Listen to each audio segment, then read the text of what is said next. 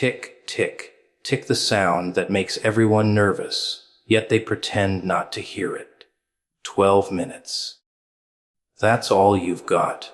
And suddenly every excuse, every delay, every comfortable little lie doesn't feel so safe anymore, does it? Funny how when time shrinks, truth gets louder. You see what really matters, what never mattered, and what you wasted everything on. 12 minutes is enough to either wake up or die sleeping with your eyes open. And the cruel part, time doesn't care what you choose. It just keeps ticking. When time shrinks, all the illusions you've built around yourself start to fall apart. You tell yourself you've got years. You've got decades. You've got an endless runway to figure things out, to make the call, to take the risk, to finally live like you said you would. But then the clock gets loud, it speeds up, and suddenly the future you thought was wide open is nothing but a narrow hallway with no exits. Time shrinks, and it strips away the lies. It shows you what you've been avoiding, what you've been pretending doesn't matter, what you've been hiding behind comfort and excuses.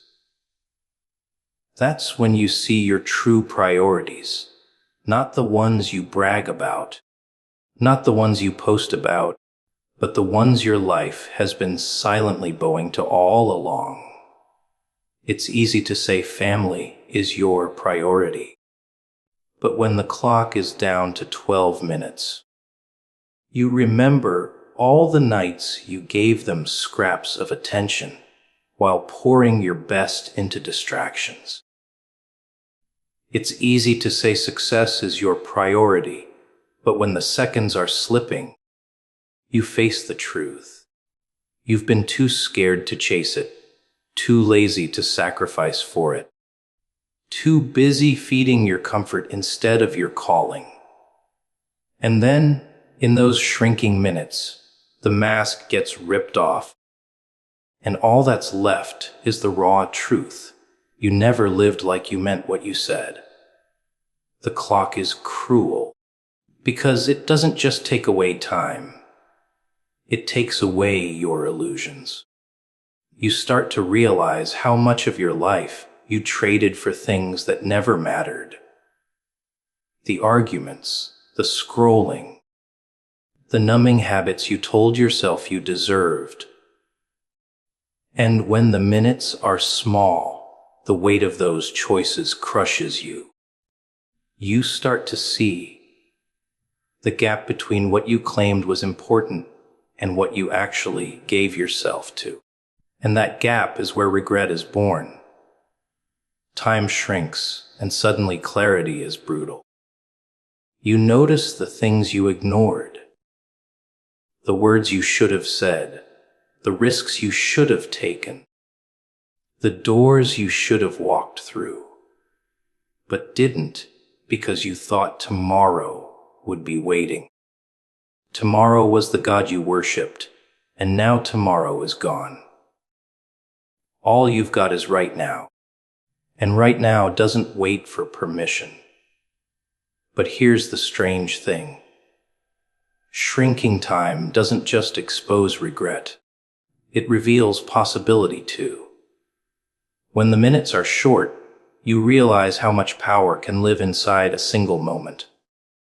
One call, one decision, one act of courage, one step in the right direction can change everything. People waste decades thinking change takes decades. It doesn't. It takes a decision, and decisions don't need years.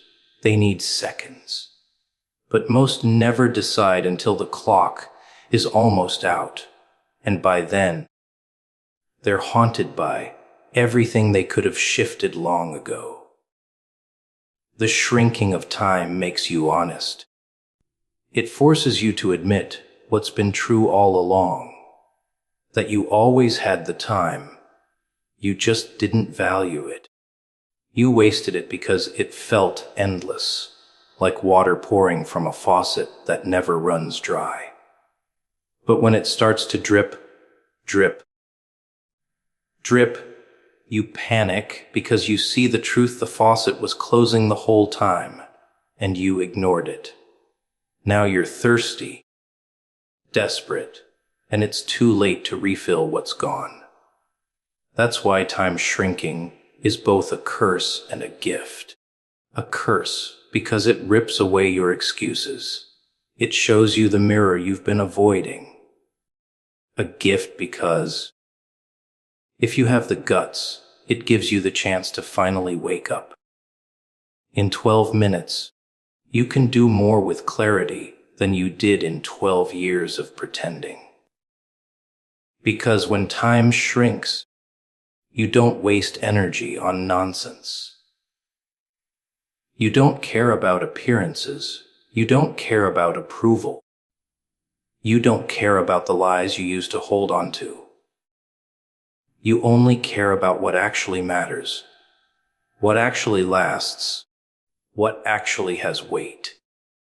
Most people don't get this until the end. They wait until time has cornered them. Then they cry about the life they never lived.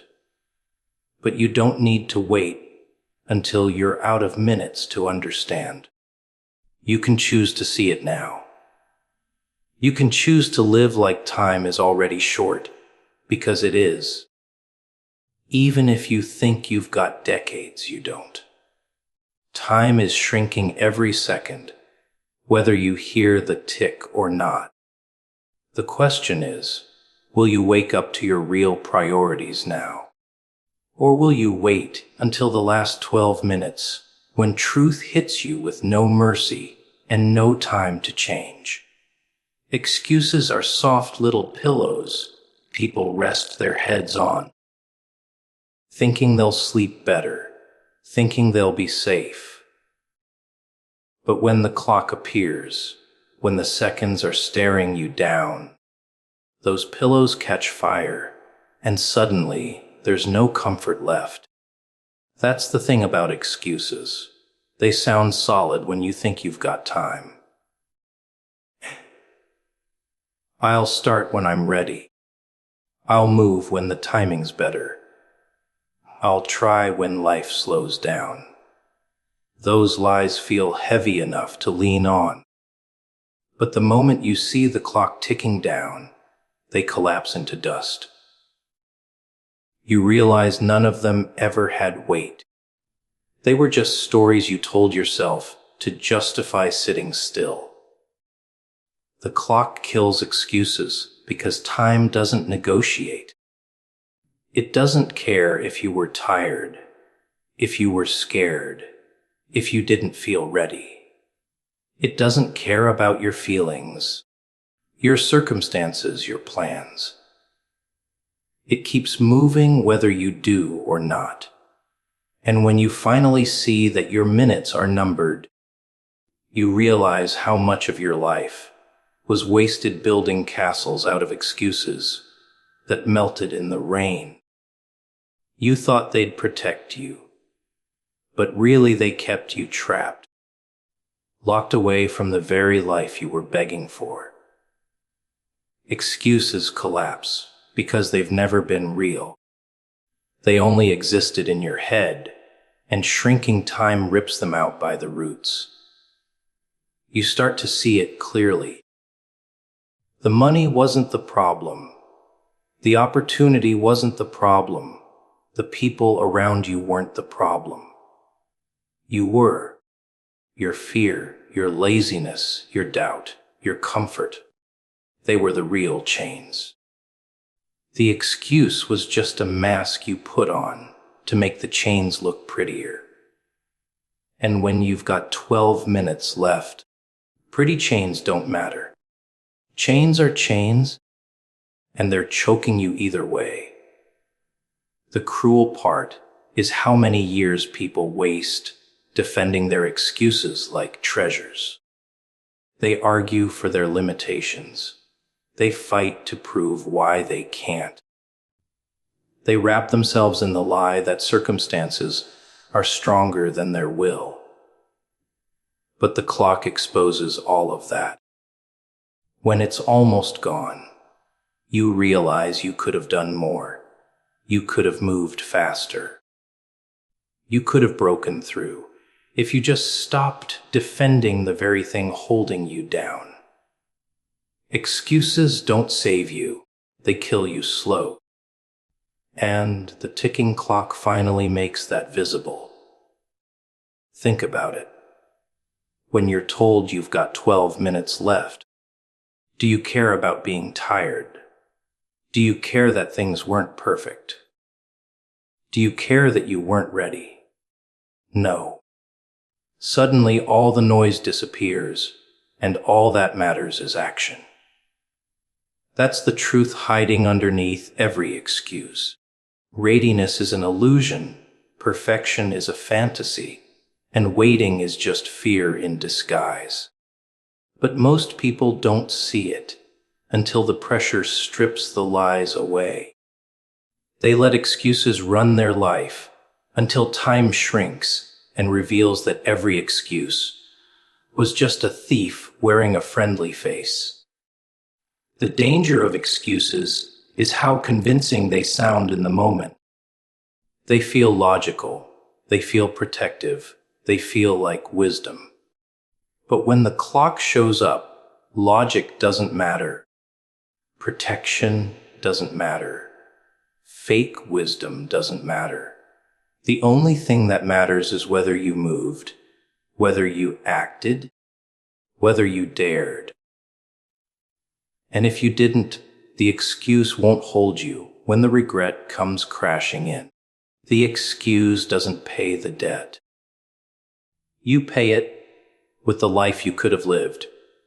Excuses collapse because the truth is louder under pressure. When the seconds are loud in your ears, you stop lying to yourself. You know you could have pushed harder. You know you could have risked more. You know you could have stopped wasting time on things that never mattered. And that honesty cuts deep. It strips you bare. But it also shows you something important. The power was always in your hands. You never needed the excuse. You just used it as a crutch because standing on your own scared you. The clock doesn't care about your reasons. It doesn't slow down because you had a rough day. It doesn't pause because life wasn't fair. It doesn't rewind because you weren't ready. It just ticks and ticks and ticks until the minutes are gone. And in that relentless rhythm, you see the truth. Every excuse you leaned on was nothing more than wasted time dressed up as safety. When time shrinks, the disguise burns away, and all you're left with is the raw fact that you chose the excuse over your own life. Fear is a funny little monster.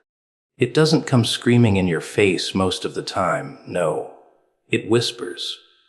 It creeps in, silent, patient, slipping into your thoughts like smoke in a locked room. You can't see it at first, but you breathe it in until it fills your lungs, your veins, your brain. Fear tells you to wait, to pause, to think again, to play it safe.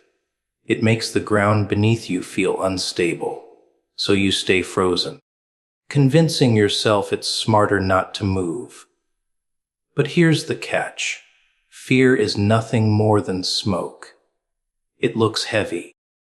It feels real, but try to grab it, and there's nothing there. And still, people build their whole lives around it, bowing down to shadows, making decisions based on ghosts. When the clock shrinks, when the seconds pound louder and louder, fear doesn't vanish like people expect. It transforms. It stops being this vague anxiety about what might happen someday, and it becomes a blade pressed against your throat. Suddenly, it's not about, what if I fail? Or, what if they laugh at me? Or, what if it doesn't work out? No. Now it's, what if I have no more time to even try? And that shift changes everything, because the fear of running out is heavier than the fear of starting. The fear of wasting time is sharper than the fear of rejection, and the fear of never knowing burns more than the fear of failing. Fear has a way of tricking you into believing it's protecting you, but really, it's stealing from you. It steals your days, your energy, your hunger, your fight. Every time you pause because of fear, the clock doesn't pause with you. It keeps moving, smiling almost, watching you hesitate. And then one day you realize it was fear that built the trap around you, not the world, not the people, not the lack of resources. It was you listening to whispers instead of listening to the clock. The cruel irony is that most of the things people fear never even happen. They worry themselves into paralysis over shadows that never touch them. They avoid risks that could have led to breakthroughs. They stay silent when their voice could have changed everything. They sit back while opportunities walk past them, and then they call it fate or luck or timing. But it wasn't any of that. It was fear, quietly stealing minutes, while the clock kept demanding movement. Fear shrinks when the clock shrinks, because it can't keep its disguise anymore. When you've got 12 minutes left, do you really care what people will say about you? Do you really care if you stumble, if you trip, if you make a fool of yourself? No, because all of that fear depended on the illusion of endless time. It depended on you believing you could delay, that you could try later, that there was always another chance. But with the clock ticking down, later dies, someday vanishes, and maybe becomes meaningless. Fear loses its power because time exposes its lie. You never had time to waste in the first place. But fear doesn't go quietly. It screams louder when it knows it's dying. It'll try one last time to freeze you, to convince you it's too late, that there's no point now.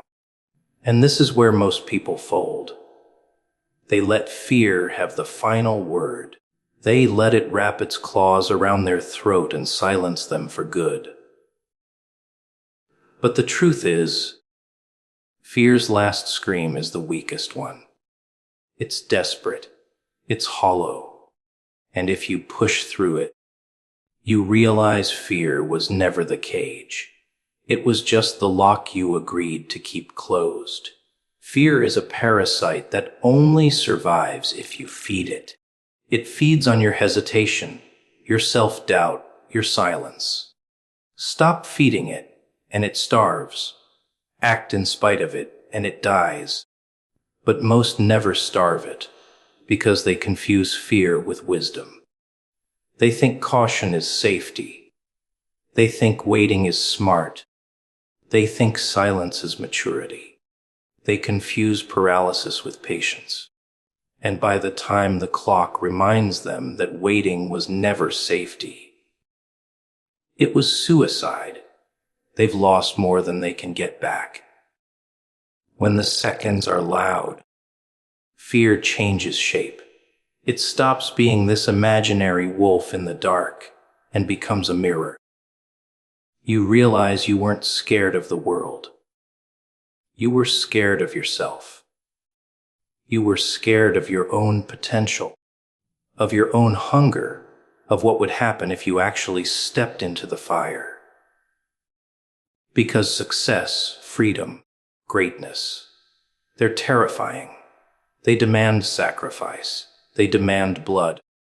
They demand you burn the old version of yourself alive.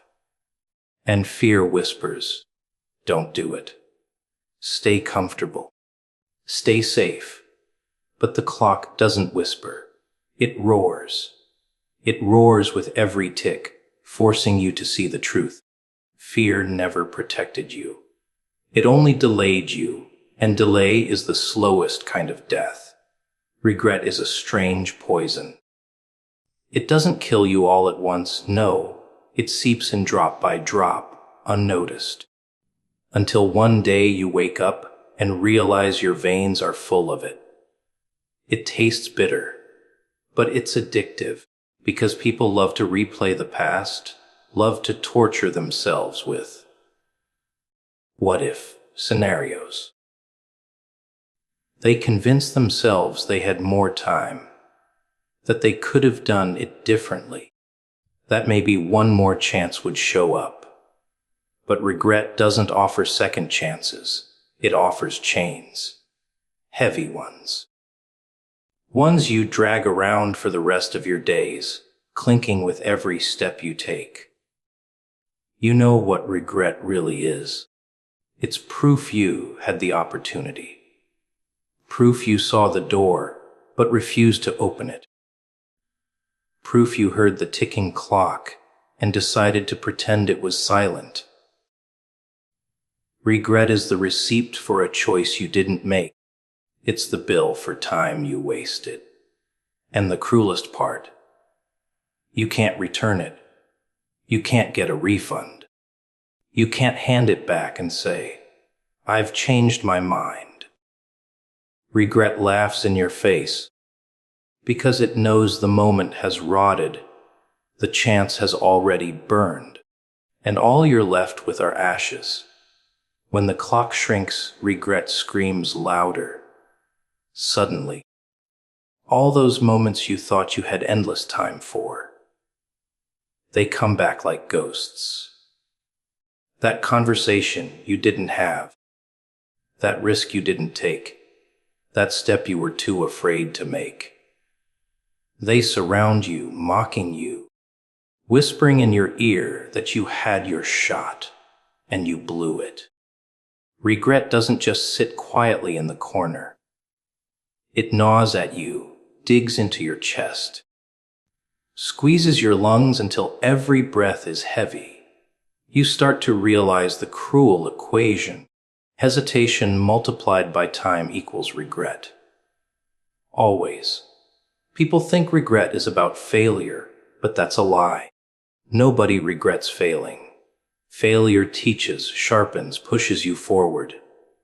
What people regret is not trying. What people regret is silence when they should have spoken, stillness when they should have moved, fear when they should have fought. Failure, at least, gives you scars you can wear with pride. Regret only gives you wounds that never close. The most dangerous part of regret is how it rewrites your story. You begin to convince yourself you were never capable, that you never had a chance, that the door was never yours to open. Regret feeds you excuses to numb the pain, excuses that let you believe it wasn't your fault. But deep down you know the truth. You skipped it. You delayed. You ignored the fire in your chest, and you let the moment die. And now, when the clock is down to its last ticks, regret sits across from you smiling, because it knows it's won. The irony is, people think they're avoiding regret by playing it safe. They think not risking means not hurting. But safety is the breeding ground of regret. Every day you choose comfort over courage. You're planting seeds that will one day bloom into vines wrapping around your throat. And by the time you see it, by the time the clock slaps you awake, it's too late to undo what's already strangling you. Regret isn't just about lost time. It's about lost self. Every moment you don't act, a piece of you withers. Every chance you ignore, a piece of your soul rots. And when enough of those pieces are gone, you're just a shell walking through life, smiling on the outside while rotting on the inside. You don't even need anyone else to punish you. Regret does it for you. Every single day, whispering reminders, replaying memories, stabbing you with visions of what could have been. When the clock is loud and the seconds are sharp, regret shows its true face. It doesn't look like sadness. It looks like rage. Rage at yourself. Rage at the wasted years. Rage at the excuses you clung to like a blanket. And that rage eats you alive because you can't point the finger at anyone else. You know it was you. You know you held the key, but refused to unlock the door. You know the chains around your wrists were forged by your own hesitation. Regret doesn't care about your reasons. It doesn't care about your excuses. It only cares about the silence, the inaction, the wasted chances. And when it comes to collect, it doesn't knock politely. It breaks the door down. It doesn't ask. It takes. And it doesn't leave until you're hollow, until every smile feels fake, until every memory tastes sour. That's the price of skipping, the price of waiting, the price of believing time would wait for you. Regret is the most expensive debt you'll ever pay, and the only currency it takes is your peace. Disobedience always comes dressed like freedom, like rebellion, like you're finally in control of your own life. It feels exciting, almost intoxicating, to spit in the face of the rules, to ignore the warning signs, to carve your own path, even when the voice in your chest screams not to. For a while, it feels like power. You tell yourself you're smarter than the whispers, that the boundaries don't apply to you, that consequences are for everyone else. But here's the part nobody likes to admit. Disobedience carries a cost, and it always collects. Not immediately. No, it's more patient than that. It waits until you've convinced yourself you've gotten away with it. Until you're comfortable. Until you believe the warnings were just empty threats. And then, when you least expect it, it takes everything. The trap with disobedience is that it doesn't look dangerous at first. It looks harmless, even harmless enough to laugh at. You break one small rule, you ignore one tiny instruction, you skip one quiet command. Nothing happens. You breathe easier, thinking you've outsmarted the system, thinking you've proven the warnings wrong. But what you don't realize is every act of disobedience is a step closer to the cliff. It doesn't push you off immediately. It lures you forward, step by step, until the ground is gone beneath your feet. The real danger isn't the act itself. It's the habit it breeds. Every time you disobey, it gets easier. Your conscience gets quieter. The weight of guilt gets lighter. Soon, you stop hearing the voice at all, and that's when you're in the deepest danger. Because when the voice goes silent, when the warnings no longer sting, you're not free, you're enslaved. You're chained to your own arrogance, blindfolded by your own pride, and pride is a cruel master. It drives you further into the dark while convincing you you're walking in light. Disobedience has a way of disguising itself as progress. You tell yourself you're breaking free, that you're thinking for yourself, that you're not like everyone else blindly following orders. And maybe that's true for a moment. But what you don't see is that every step away from obedience is a step deeper into a trap. The chains don't appear right away. They wrap around your ankles slowly, almost gently, until the day you try to run and realize you can't move. People don't like instructions. They think they're too smart for them, too strong for them, too independent to need them. But instructions, they aren't there to cage you. They're there because someone already walked through the fire and wrote down the map of survival. Ignore them and you bleed. Follow them and you live. Funny thing is, most people don't realize until it's too late that the very words they brushed off, the ones they thought were unnecessary, were the lifeline they needed when the walls closed in.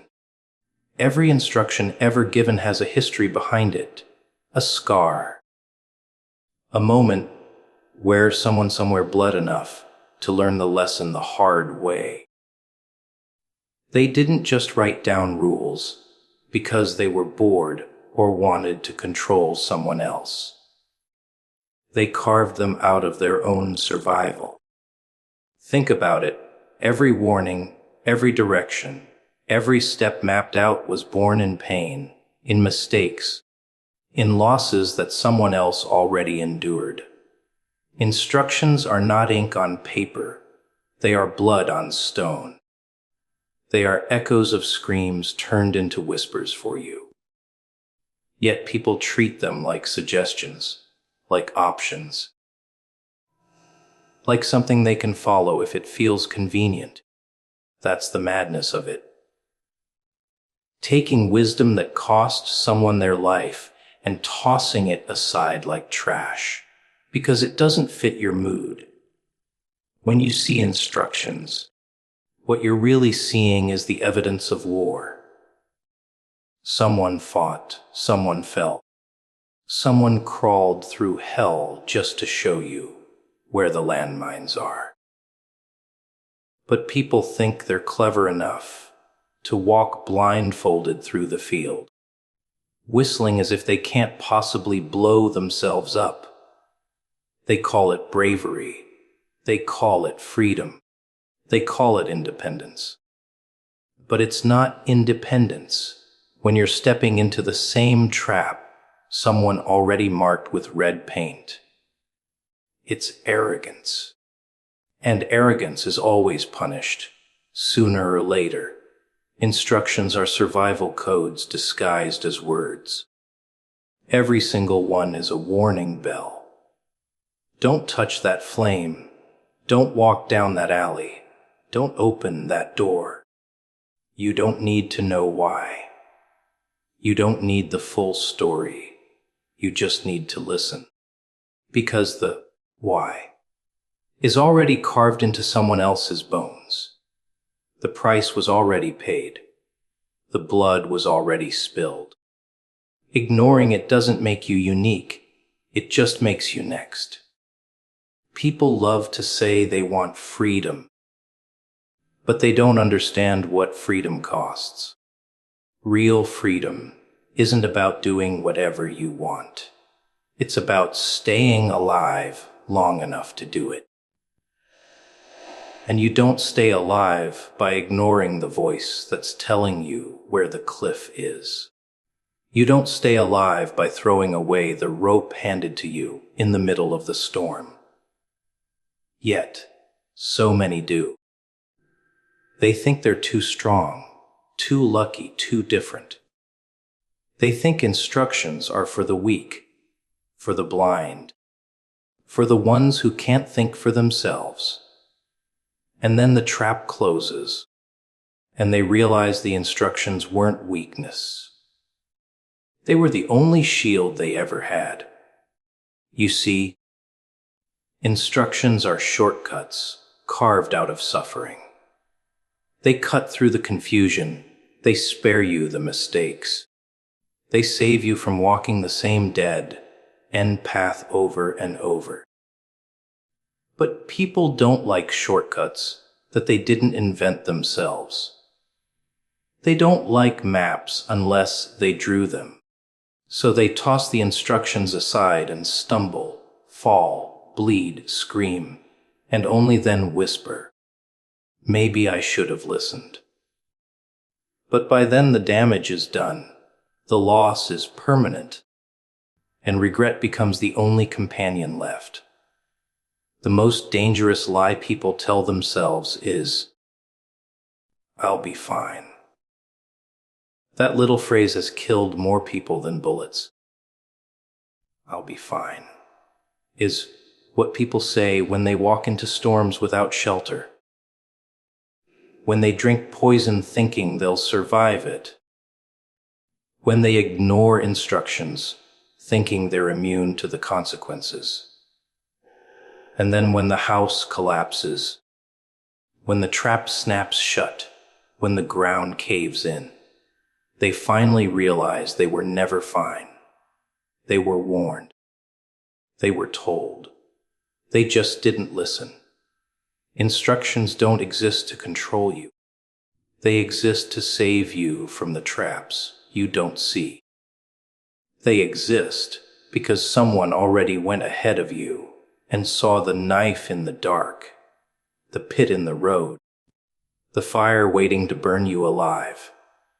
Ignoring them is like laughing at someone who hands you armor before a battle, tossing it aside because you think you're untouchable. And then when the arrows start flying, you finally understand, but too late. Every word of warning is a gift wrapped in someone else's scars. Every instruction is a chance to skip pain, to avoid loss, to step past death itself. But people don't treat them that way. They treat them as noise, as rules meant to stifle, as obstacles in the way of their pride. And pride loves deaf ears. Pride loves blind eyes. Pride leads you to believe you're too special for disaster, too clever for traps, too unique for failure. But disaster doesn't discriminate. The trap doesn't care about your pride. And failure, it's been waiting for you to ignore the instructions. There's a strange thrill people get when they ignore directions. They call it independence. They call it courage. They even call it trusting their instincts. But deep down, it's pride dressed up as wisdom. Ignoring what's been written, what's been spoken, what's been handed to you, feels like strength in the moment. You think, "I'll figure it out my own way. I don't need someone else's path. I don't need to be told." And that thought feels empowering, doesn't it? But power without perspective is nothing more than a blindfold. You think you're leading yourself forward, but you're actually walking straight into the dark. It's funny how silence, after ignoring an instruction, feels like victory. You skip the warning, nothing happens instantly, and so you smirk and think, "See, I was right. I didn't need to listen." That silence is dangerous. It tricks you into believing there are no consequences, that you've outsmarted the very system designed to protect you. But silence isn't safety, it's delay. Consequences don't always show up at the door the second you defy them. They wait, they build, they grow. And by the time they arrive, they're too heavy to fight. Every ignored instruction is a seed planted. You might not see the roots breaking through the soil right away, but beneath the ground, it's spreading, it's digging, it's preparing to rise. And when it does, it doesn't come as something small and harmless. It comes as something towering, something unstoppable, something you can't cut down with a dull blade of excuses. By the time you face it, it's already too late. That's the cruel trick of ignoring wisdom. The price doesn't come up front. It collects interest. And when it's time to pay, it bankrupts you completely. People don't like to hear this because they love to believe they're the exception. They look at someone else's downfall and think, that won't be me. I'm smarter. I'm stronger. I'll know when to stop. But every person who's fallen thought the same thing. Every person who ignored a voice of warning believed they were untouchable until the ground cracked beneath them. That's the arrogance of ignoring instructions.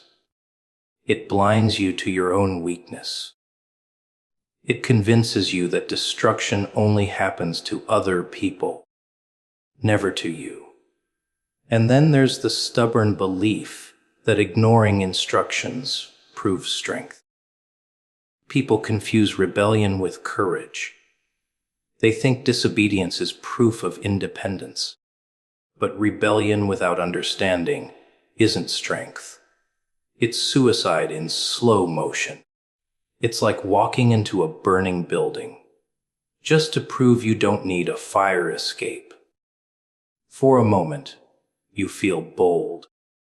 For a moment, you feel alive. And then the smoke fills your lungs. And suddenly, the strength. You thought you had feels like chains dragging you down. Ignoring instructions doesn't just hurt you. It rewrites the future you were supposed to have. Every skipped warning closes a door you'll never get back. Maybe it's a relationship destroyed. Maybe it's an opportunity lost. Maybe it's your health burned away piece by piece. And the irony. You'll spend years repairing the damage that could have been avoided if you had simply listened for a few seconds. That's the cruelest trick. You think you're saving time, proving yourself stronger, when in reality you're signing yourself up for years of unnecessary suffering. But the heart of it all is this: ignoring instructions feels smart only because pride is loud. Pride tells you, you know better. You don't need this. You're too strong for warnings. And so you puff your chest, block out the voice, and march forward. But pride doesn't care about your survival. It only cares about feeding itself. And once it's full, it leaves you alone in the wreckage, staring at the ruins you created by refusing to listen. The saddest part is that people only start to value instructions after the fall.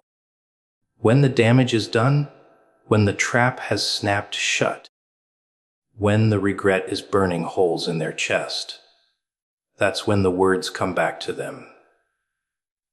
Clearer than ever, louder than ever, too late. And they whisper to themselves, if only I had listened. But that's the thing. Ignoring instructions feels smart. But it's always the dumbest gamble you'll ever make, because you're not betting with time or money. You're betting with your life. Guidance has always been mistaken for control. The moment someone hears the word instruction, their guard shoots up. They roll their eyes, they cross their arms. They start thinking, here we go again. Someone trying to chain me. Someone trying to box me in. But that's the illusion. Guidance doesn't exist to clip your wings. It exists to keep you from flying straight into a storm that will tear them off. People confuse protection with restriction, and that confusion is what kills them. They think being told, "Don't touch fire," is about taking away their freedom, not realizing it's about saving their hands from being burned to stumps. The irony is, the ones who scream the loudest about not needing guidance are usually the most lost. They put on a mask of strength, but deep down, they're stumbling in circles, tripping over the same mistakes, bleeding from the same wounds they swore they'd never get again. And still, they keep pushing the voice away, convincing themselves that ignoring direction makes them powerful. But tell me, what power is there in repeating failure? What strength is there in walking headfirst into a trap that could have been avoided? Guidance isn't a prison. It's a flashlight in the dark, and only fools smash it to prove they're not afraid of shadows. Every piece of guidance carries a purpose you might not understand in the moment. That's the beauty and the curse of it. You hear the words, but you don't see the danger it's trying to pull you away from. And because you don't see it, you dismiss it. You think, if I can't see the fire, then maybe it's not real. But fire doesn't disappear just because you close your eyes. The trap doesn't move just because you deny it. The pit doesn't fill itself in just because you decide you don't believe in falling. Guidance doesn't need you to see the danger. It needs you to trust that danger exists, even when your pride insists it doesn't. The trickiest part of guidance is that it often goes against desire. Nobody wants to hear, wait. Nobody wants to hear, stop. Nobody wants to hear, turn around. People want green lights, fast roads, easy paths. So when guidance tells them to slow down, to be silent, to choose the harder way, they treat it as an enemy. But guidance doesn't care about your desires. It cares about your survival. And survival isn't always about what feels good in the moment. It's about what keeps you alive for the long run. But people are so blinded by hunger, by impulse, by lust for the easy way. They'll ignore the map in their hands just to chase the glittering trap right in front of them. There's a cruel truth about guidance. If you follow it, you may never even realize what it saved you from. You won't see the bullets that missed you, the pits you didn't fall into, the storms you didn't have to fight through. And because you don't see those invisible battles, you take guidance for granted. You think, it wasn't that bad. I would have been fine anyway. But you wouldn't. You would have been destroyed, and you'll never know how close you were to ruin. That's the tragedy. People resent the very thing that spared them because they can't measure what they were saved from. But when you ignore guidance, then you see it. You see the bullets ripping through you. You feel the fire blistering your skin. You taste the dirt at the bottom of the pit. Suddenly, you understand what those words were trying to protect you from. But by then, the damage is done. The scars are carved. The loss is permanent. And the voice you brushed aside turns into a scream in your memory, replaying over and over. You were told. You were warned. Guidance is not control. It's mercy. But mercy feels like chains to the arrogant, and chains are the last thing pride will ever accept. People would rather crawl through fire than admit they needed help. They'd rather drown than admit they needed a hand. They'd rather rot in regret than admit the instructions were right. And so they die clutching their pride, never realizing they could have lived if they'd just listened for a moment. Guidance doesn't exist to hold you down. It exists to hold you up, to keep you from being buried alive under the weight of your own stubbornness. And the only tragedy greater than ignoring it is pretending you never heard it in the first place. People think timing is just about clocks, calendars, and schedules. They think it's something mechanical, predictable. Something you can set on your phone and get an alert for when it's ready. But timing doesn't work that way. Timing is alive. It breathes, it twists, it hides, and it tests you when you least expect it. It's not a machine. It's a living force that either works with you or against you, depending on whether you respect it. And the cruelest part about timing is that it doesn't care about your impatience. It doesn't bend for your desires. It only bows to truth. People ruin themselves not because they don't get opportunities, but because they destroy them by showing up unprepared, rushing in too soon, or arriving far too late. When timing whispers wait, most can't handle it. Waiting feels like suffocation to the impatient. They confuse stillness with failure. They mistake silence for absence. They see pause as punishment. But waiting isn't punishment. It's preparation.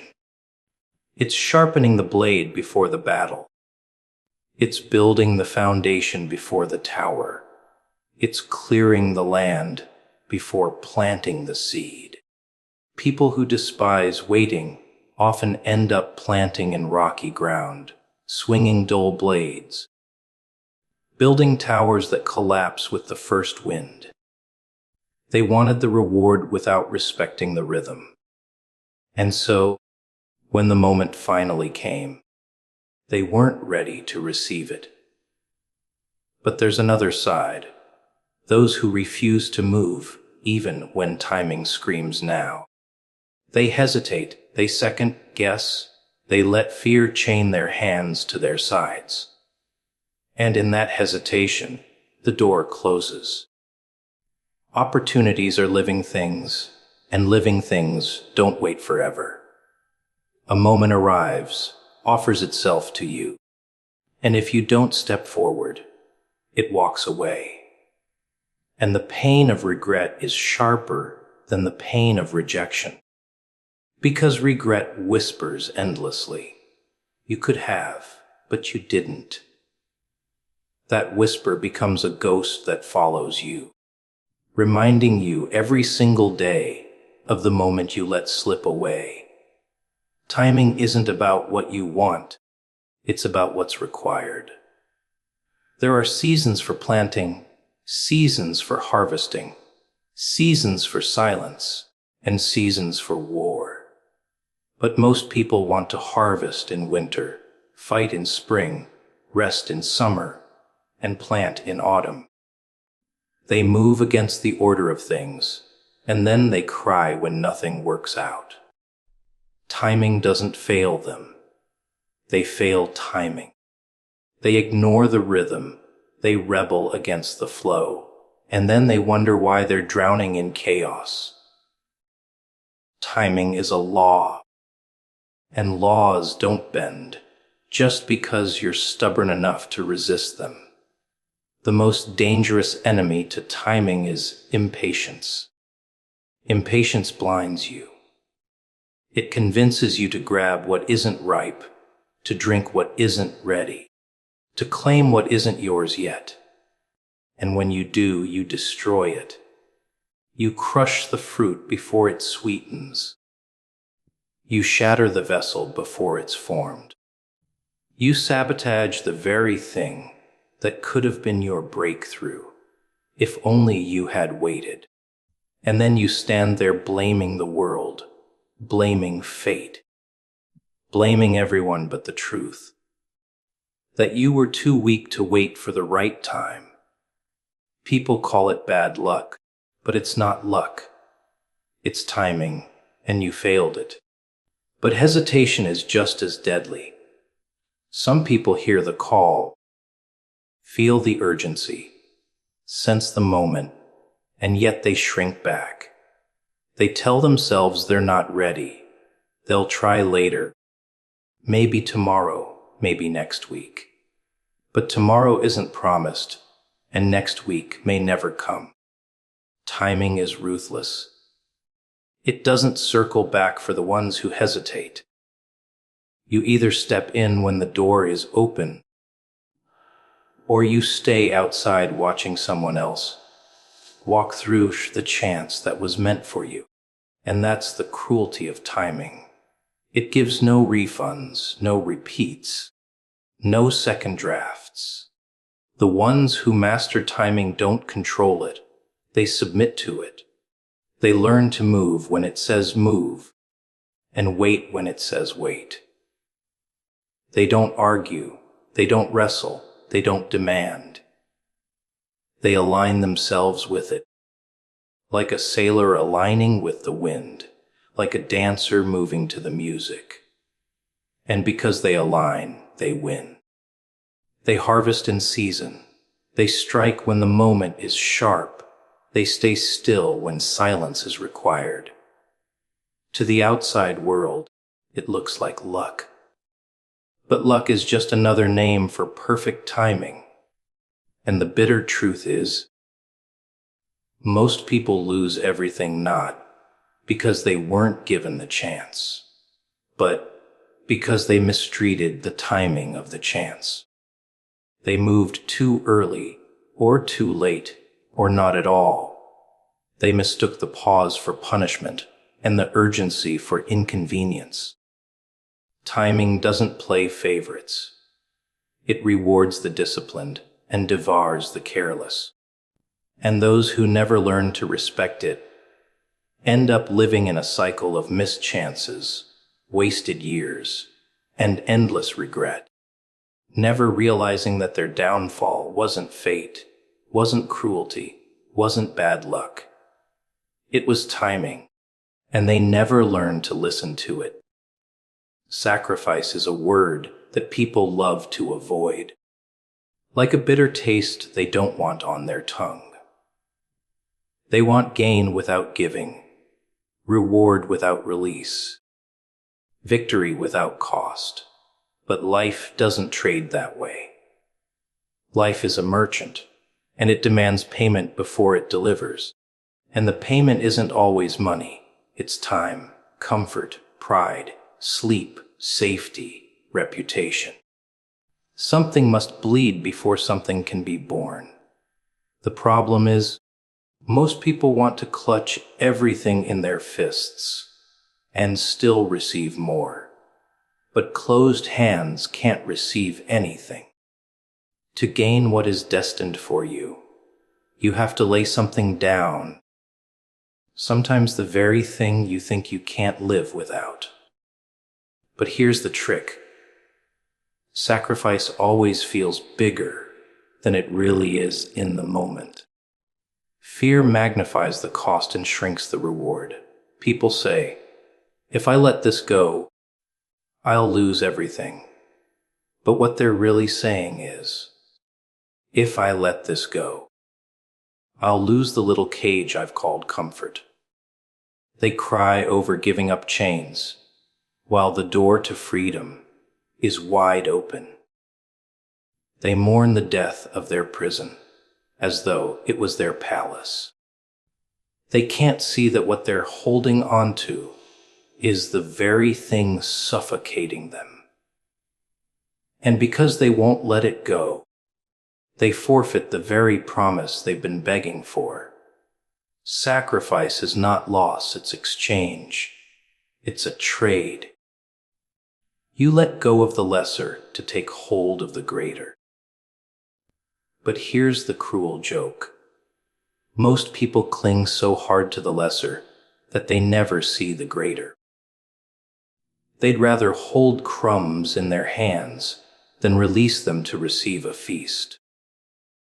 They choose temporary pleasure over eternal gain, instant comfort over lasting security, applause in the moment over legacy in the future.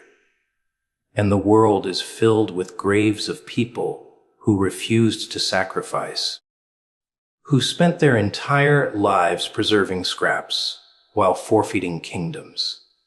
The weight of sacrifice scares people because it feels final. But what they don't realize is that refusing sacrifice is far more final. You can recover from losing sleep, losing money, even losing reputation. What you can't recover from is losing destiny. Refusing to sacrifice doesn't preserve what you love. It kills what you were meant to be. Every great story, every great victory, every great rise was carved through the blade of sacrifice.